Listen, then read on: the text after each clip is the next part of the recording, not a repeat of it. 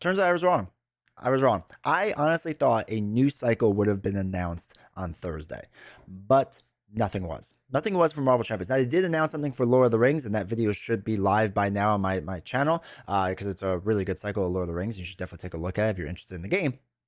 But I thought they would have announced it after Gambit and Rogue, and it turns out I was wrong. I was wrong. They did not do that, which is a little disappointing. Right? It's a little disappointing. Now, this leads to a bigger, I don't know if problem is the right word, but a bigger issue in the community spaces like on Reddit and Facebook, where there is a group of people, a smaller group of people, but a loud group of people that talk about how the game is dead. Now, I will be honest, I have made light of this too, and I have joked about it mainly in my Discord. Which, by the way, you should be a part of that Discord. The link's down below, so join us. It's a lot of fun. It's really cool. But it's kind of funny at this point, I guess, because Fantasy Flight Games has given us nothing. They will not say anything. They will not discuss it, and the community's pretty active and loud about it. It's gotten to the point on Facebook and Reddit that mods are starting to step in and just delete posts or just close out those posts because there's just so much of it going on.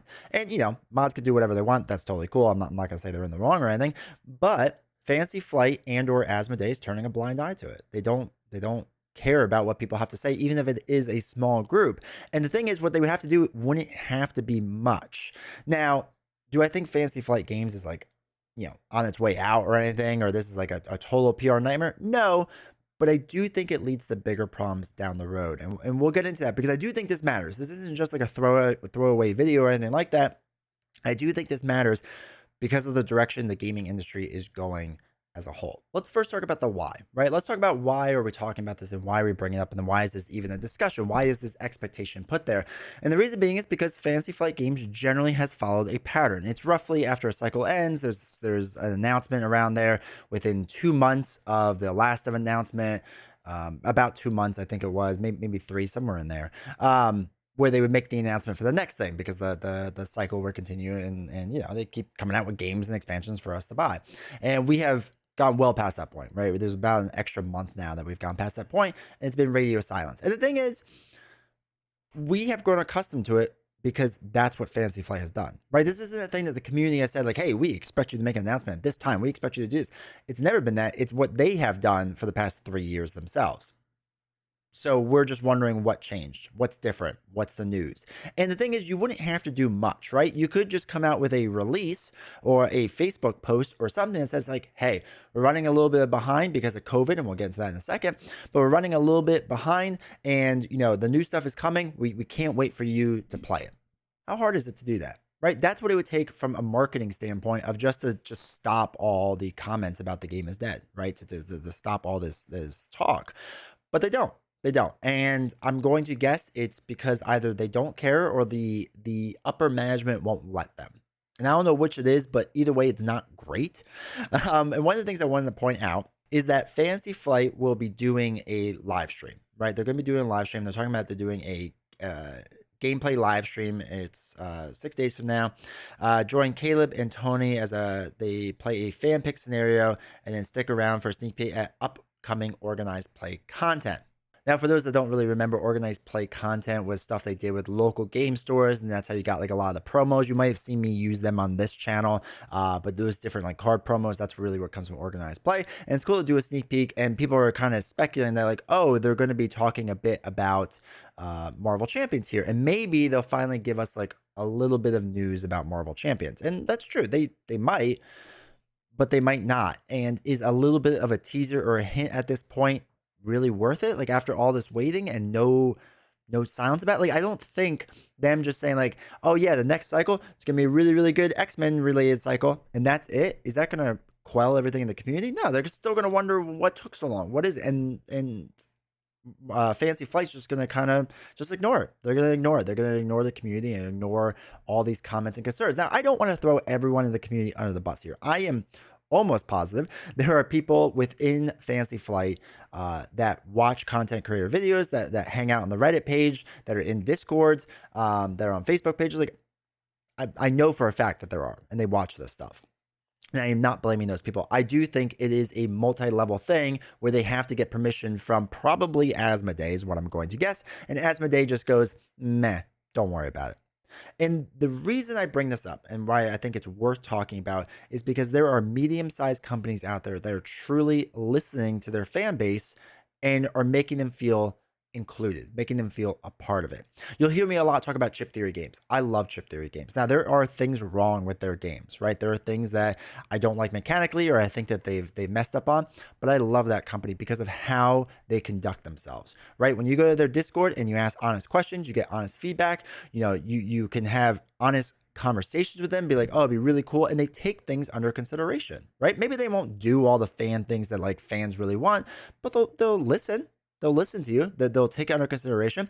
If there's a huge something in the game that they want to see maybe in the future, right? They talk about it, right? They have an honest discussion with those people. And when it comes to GameFound projects or Kickstarters, they listen to the community. And I think this is really important because there is a situation where this is happening right now on a GameFound page that I want to talk a little bit about. One of the things I want to talk about is Street Fighter V, the Champion Edition Legends, by Colossal Games, right? This is a game that's currently on Kickstarter. As of recording this, it has 12 days left.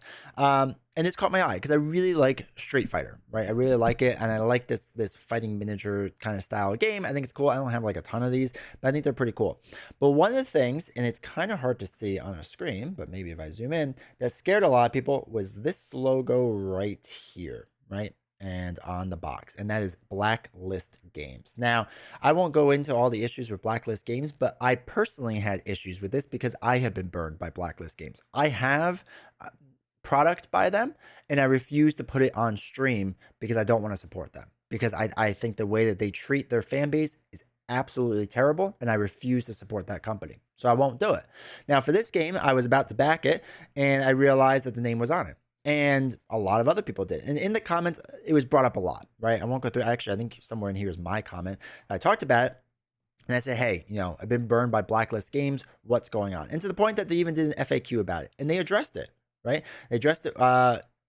That Blacklist is basically the developer of the game system and is the main point of contact for us in Capcom so far. But they're not doing customer service. They're not doing anything else. And they've kind of won back a bit of the community trust. Now, I have a gut feeling that they expected this to be making a lot more money than $78,000 right now. I expected them to do a lot more, because what ended up happening eventually is that they had to pivot, and a lot of the community helped them out with this. So what they did eventually, if I can find it, so they talk about the different unlocks and all that stuff because they started unlocking different fighters, but they eventually announced that, I think it was day 4, you asked for more, so we're making it happen, right? The community constantly said like, hey, I know you're playing these stretch goals $5,000 apart, but you're probably not going to hit it. And they have a license on this game for like a year or to do this one project. I think that's what it was. The license was just to do this one project. They have to do it, whatever. And fans said, just back everything. And that's what they changed it to. If you look on the main page, it's kind of fascinating, because the original stuff, which I will find. There it is. So the original stuff, when you look at it, was when it hit 50K, 55, 65, and then it became day 1, day 2, day 5, or day 3, day 4, day 5 releases, right? And they're just releasing the extra stuff per days. And then they have this other expansion, which whether they were going to do it or not for this box, I don't know.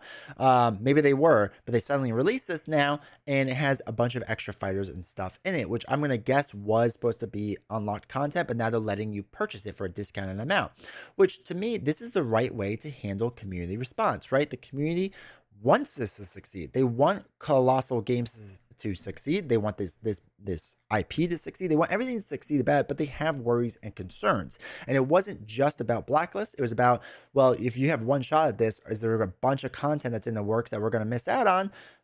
What are you going to do about that? And they responded. They listened. They actively listened. And maybe they're not doing everything the community wanted, but they're doing something. And that's important. And I know I'm talking just about the Street Fighter game and this, but this is not just this game. A ton of companies are doing this. Medium-sized companies that are becoming bigger and bigger and bigger. And this is important.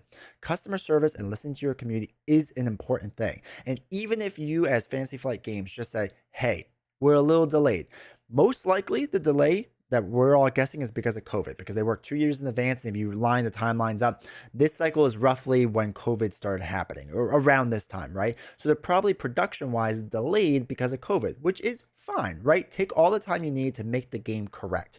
But that doesn't have, that there's no excuse for not communicating that to your customer base, to people that at this point in the game cycle have spent hundreds upon hundreds upon hundreds of dollars and are prepared to spend more, to not just let them know, hey, this thing called COVID happened and it's going to take a little bit of time for us to catch up, but we have great things coming and we're super excited for you to see. That's all it takes. But they don't care that much. They don't care that much. And again, I want to stress this. I really want to stress this. There is no one at Fantasy Flight specifically I am pointing to or targeting and say, this is the problem. This person's the problem. That is not the case. I highly doubt that's the case. I do believe that this is a higher up thing where, hey, if you're just a person just trying to do their job, trying to do their best, and you want to do this, but there's a rule in Asmodee, which I'm going to assume, I don't know if this is the case, but I'm assuming this because this makes the most logical sense to me, that you run this up the chain of command and they go, it's not worth the time. It's not worth the effort. We'd rather you be doing XYZ things. And they probably have their marketing people and other people doing a plethora of different things. So it's not like they're just sitting around twiddling their thumbs, right? They have other stuff to do, I'm sure. So what's the point of this whole long rant? Is that, is Fantasy Flight gonna fade out and be no more eventually? Maybe. I don't think anytime soon. I don't think Marvel Champions is dying or anything like that. But a new IP comes around where they do LCGs again that's not as popular as Marvel Champions. People might go, I don't know if I really want to dump hundreds of dollars into that again. I don't know if I really want to support a company that just won't take the time to put out a Facebook post or a message somewhere that says, hey, we're running a little behind because of COVID or whatever the reason, but we're super excited. They used to do Marvel Mondays. You can continue something like that, right? Again, Fantasy Flight set the standard of what was to be done. They changed it, and we're just asking what's going on. And then when you constantly talk to a void and you constantly ask what's going on and you get no response, it stinks. It stinks. It's not a great feeling. It's not a great feeling. And again, as community members who spend tons of money and time and truly promote this product because we love Marvel Champions, right? Look, let's be honest. I love this game and I want this game to succeed, but it's kind of hard to support a company that just doesn't care about what you think and feel. And I'm sure a lot of people feel that way. Even the people that are not saying like, oh, the game is dead. But I'm sure there's other people, and I've had personal conversations with these people that have said like, yeah, I don't think the game is dead or anything. I'll still support it. But like, it stinks that they won't give us like an update. And that's not right. So the reason I bring this up is because I think there is a correct way to handle things. I don't think the game is dead. I don't think they're stopping production or anything like that. But I do think this is a good lesson for small companies to medium companies moving forward. Listen to your fan base. You don't have to give them everything. You don't have to give them all their wish lists, but you just got to be open and honest. That's all people ask for. And that's all people want. Be open and honest and get the message out there somehow, and don't just ignore a problem.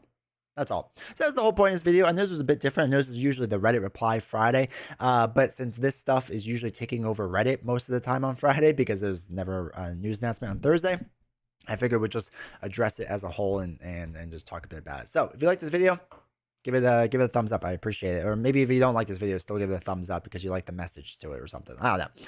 But yeah, if you made it this far, also do me a huge favor, hit subscribe. It really helps out the channel. And hopefully next week I'll see you and actually have an announcement of new Marvel Champions content. But probably not. They're probably not going to announce anything ever, because the game's dead. I mean, I don't even know why I get my hopes up anymore at this point. Nothing's going to happen ever again. I wonder if they'll do more for Star Wars. That'd be pretty cool. Maybe I can get in on that. Do I really want to spend more money on that?